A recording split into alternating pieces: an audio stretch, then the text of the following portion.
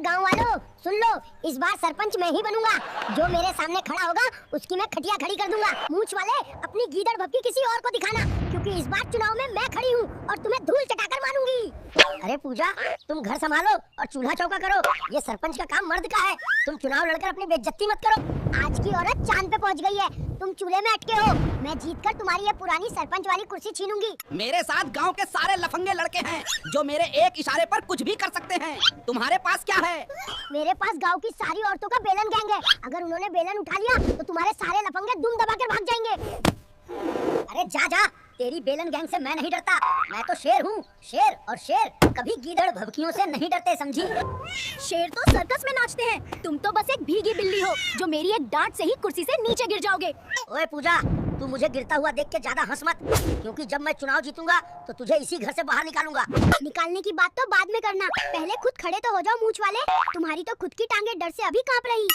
ओए पूजा, मेरी टांगे नहीं कांप रही हैं। ये तो गांव के लड़कों का जोश है जो मेरे साथ खड़े होकर मुझे चुनाव जिताएंगे। दोष नहीं, ये तुम्हारा खौफ है। और तुम देखना, जब गांव की औरतें वोट डालेंगी तो तुम्हारी ये मूंछ भी नीची हो जाएगी। चुनाव जीतने के लिए सिर्फ मूंछ नहीं चाहिए होती है, पैसा और पावर भी चाहिए, जो सिर्फ मेरे पास है, तुम्हारे पास नहीं। तुम्हारे पैसे और पावर को गाँव वाले जूतों से मारेंगे, क्योंकि इस बार वे सच्चाई को चुनेंगे और तुम्हें घर बिठाएंगे। और बहनों, मेरी रैली में सबसे ज्यादा भीड़ है। इसका मतलब साफ है कि अगला सरपंच तुम्हारा भाई पप्पू ही बनेगा। मेरी बहनों, बाहर निकलो और इस लफंगे पप्पू को हराने के लिए मेरे साथ चलो।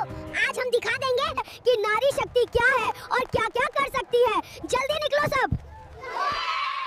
अरे प्यारे गांव वालों, अगर मैं सरपंच बना तो मैं वादा करता हूँ कि हर घर में चॉकलेट और लॉलीपॉप की बारिश करवा दूंगा। इसकी झूठी बातों में मत आना, ये चॉकलेट नहीं देगा, बल्कि सरपंच बनकर ये तुम सबका दूध और सेरेलक खुद पी जाएगा। ओए छोटे, चुपचाप मेरे नाम की पर्ची डब्बे में डाल दे, वरना चुनाव के बाद तुझे एक भी टॉफी नहीं मिलेगी, समझा? शर्म करो मूंछ वाले, तुम मासूम बच्चों को लालच देकर वोट मांग रहे हो, ये बेईमानी है। अरे पूजा, ये रिश्वत नहीं है, ये तो मेरे नन्हे समर्थक के लिए एनर्जी बूस्टर है, ताकि वो जोश में आकर सही जगह ठप्पा लगा सके। झूठ मत बोलो मूंछ वाले, तुम्हारी ये नकली एनर्जी वाली बातें अब कोई नहीं मानेगा, क्योंकि गांव के बच्चे अब समझदार हो गए हैं। पूजा, वोटिंग खत्म हो गई है, मेरी जीत पक्की है। तुम रोने की तैयारी करो, क्योंकि सरपंच तो अब मैं ही बनूंगा। ज्यादा खुश मत हो मूंछ वाले, जब डब्बा खुलेगा तुम्हारी हेकड़ी निकल जाएगी और तुम बहुत बुरी तरह से हारने वाले हो। अरे पूजा, देखो डब्बा खुल गया है, अब तुम अपनी हार का तमाशा देखो, क्योंकि सारे वोट मेरे ही नाम के होंगे। पहले डब्बा तो खाली होने दो मूंछ वाले, तुम्हारी किस्मत फूटने वाली है, क्योंकि गांव की औरतों ने मुझे ही वोट दिया। देखो, पहली पर्ची पर मेरा ही नाम है और गांव वालों ने बता दिया है कि उन्हें तुम्हारे जैसे लालची सरपंच की जरूरत नहीं है। ये पर्ची झूठी है और तुम बेईमानी कर रही हो। एक पर्ची से कुछ नहीं होता, अभी पूरा डब्बा भरा पड़ा है, समझा? ये देखो, दूसरी और तीसरी पर्ची पर भी मेरा ही नाम लिखा है। अब तो मान लो कि तुम ये चुनाव हार चुके हो। चुप रहो तुम, जरूर तुमने इन बच्चों को डराकर अपने नाम की पर्चियां लिखवाई हैं। मैं अभी पुलिस को बुलाकर ये सच बता दूंगा। हाँ हाँ, बुलाओ पुलिस को, मैं देखती हूँ कि जेल कौन जाता है, क्योंकि रिश्वत देते हुए तो तुम पकड़े गए थे मूंछ वाले। अरे नहीं, पुलिस को मत बुलाना, मुझे जेल से बहुत डर लगता है, वहाँ तो चॉकलेट भी नहीं मिलती है। ठीक है, मैं पुलिस को नहीं बुलाऊंगी, लेकिन मेरी एक शर्त है, तुम्हें पूरे गाँव के सामने मुझसे माफी मांगनी होगी मूंछ वाले। मुझे तुम्हारी हर शर्त मंजूर है पूजा, बस मुझे जेल मत भेजो, मैं सबके सामने हाथ जोड़कर तुमसे माफी मांग लूंगा। चलो अब उस स्टेज पे चढ़ो और माइक पकड़कर जोर से बोलो कि पूजा देवी मुझे माफ कर दो, मैं आगे से ऐसी गलती नहीं करूंगा। गांव वालों, मुझे माफ कर दो, मैंने लालच देकर वोट मांगे थे। पूजा जीत गई है। देखो मूंछ वाले, आखिरकार सच्चाई की जीत हुई और ये सरपंच की कुर्सी अब मेरी है। मेरा पहला आदेश ये है कि तुम अभी जाके मेरे लिए गर्मा गर्म दूध की बोतल लेकर आओ और उसमें चीनी थोड़ी ज्यादा रखना।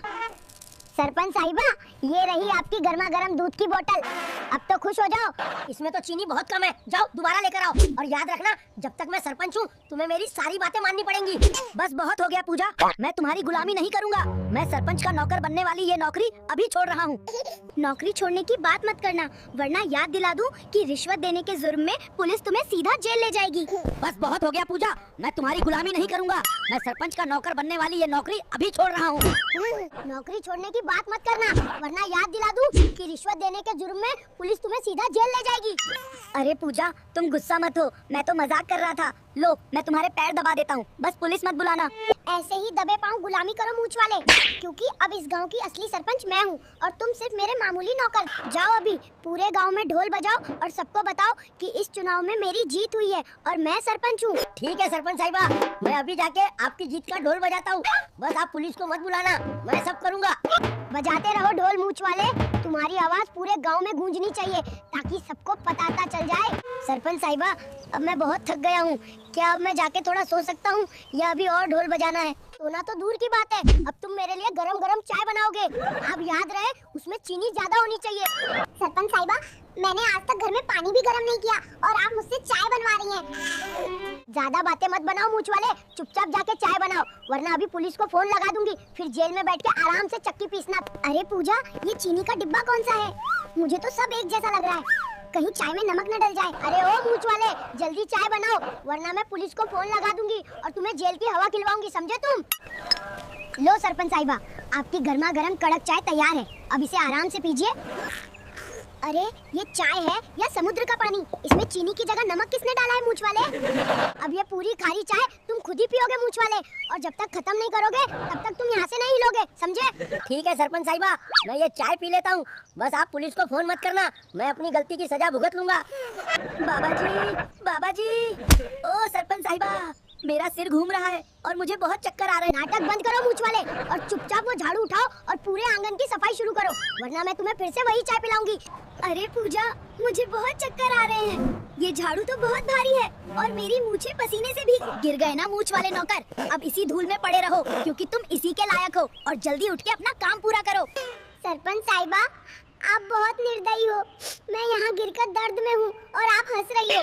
ज्यादा नाटक मत करो मूंछ वाले, जल्दी खड़े हो और अब इस पूरे आंगन को अपने आंसुओं से धोकर चमकाओ।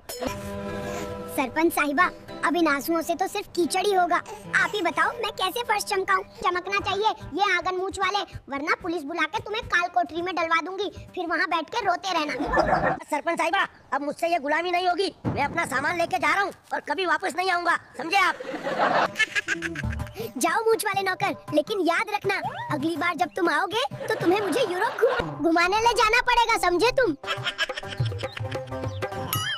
अरे ये यूरोप का है क्या? ये मेरे मामा के गांव से भी आगे है, और वहाँ जाने के लिए मुझे क्या करना पड़ेगा? ज्यादा दिमाग मत लगाओ मूंछ वाले, चुपचाप जाकर पासपोर्ट बनवाओ, वरना यही डंडे से तुम्हारी मूछें साफ कर दूंगी और जेल भेज दूंगी। अरे ये पासपोर्ट फोटो कैसे खिंचवाऊं? मेरी मूछें तो कैमरे में समा ही नहीं रही हैं और ये फोटोग्राफर मुझे घूर रहा है। मूछों को टेप से चिपकाओ मूंछ वाले, लेकिन फोटो एकदम वीआईपी आनी चाहिए, वरना तुम्हें पासपोर्ट नहीं सीधा जेल का टिकट मिलेगा। सर, ये मूछें एकदम असली हैं, कोई पेंट नहीं किया है, अगर आज पासपोर्ट नहीं मिला तो सरपंच साहिबा मुझे कच्चा चबा जाएंगी। ये लो पासपोर्ट मूंछ वाले, अब जल्दी से अपना डायपर बैग पैक करो क्योंकि कल सुबह हमारी यूरोप की फ्लाइट है, समझे? दोस्तों, अगर वीडियो अच्छा लगा तो फनी आई दिवेश को अभी लाइक कर दो, वरना सरपंच साहिबा मुझे फिर से झाड़ू थमा देगी, समझे आप? और हमारे चैनल को सब्सक्राइब भी कर लेना, वरना पुलिस बुलाकर सबको काल कोठरी में डलवा दूंगी और यूरोप की ट्रिप कैंसिल कर दूंगी।